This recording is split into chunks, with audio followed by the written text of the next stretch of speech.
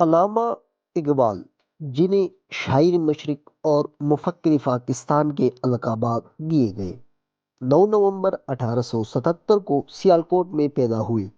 ان کا پورا نام محمد اقبال تھا۔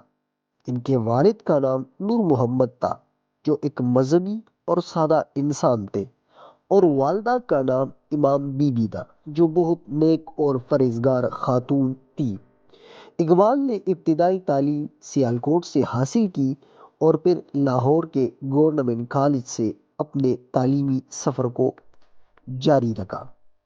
پھر اس کے بعد اقبال نے ابتدا میں فلسفہ اور ادب میں دلچسپی لی اور اس کے بعد اعلیٰ تعلیم کے لیے انگلینڈ اور جرمنی کا سفر کیا۔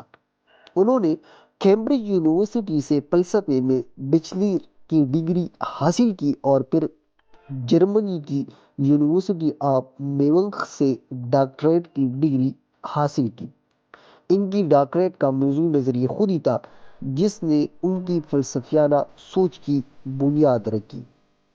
پھر اس کے بعد اقبال نے اس کے بعد علامہ محمد اقبال نے واپسی پر ہندوستان میں مسلمانوں کی فلاح کے لیے کام شروع کیا۔ ان کی شاعری میں مسلمانوں کے لیے بیداری اور خودی کا پیغام تھا۔ اقبال کا شاعری میں اہم مقام ہے اور ان کی مشہور کتابوں میں بانگ درا، بال جبریل، ضیاء الصلوات اور ارمغان حجاز شامل ہیں۔ ان کی شاعری میں فلسفیانہ مضامین، اسلامی احیاء اور خودی کو بیدار کرنے کی کوشش کی گئی۔ تو یہ اقبال کی واپسی کے بعد جو تھا، اقبال کی سیاست میں بھی گہری دلچسپی تھی اور وہ مسلمانوں کے حقوق کے لیے ایک نمایاں آواز بنے۔ 1930 میں آل انڈیا مسلم لیگ کے اجلاس میں لاہور میں انہوں نے ایک تاریخی خطاب کیا، جس میں انہوں نے مسلمانوں کے لیے ایک الگ وطن کی ضرورت پر زور دیا، جو بعد میں پاکستان کے قیام کا پیش خیمہ ثابت ہوا۔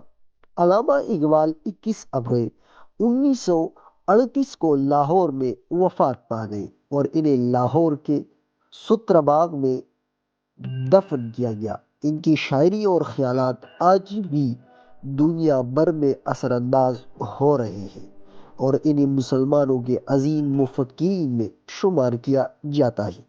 یہ بھی علامہ محمد اقبال کی حالات زندگی ایک مختصر سا جامع انداز میں۔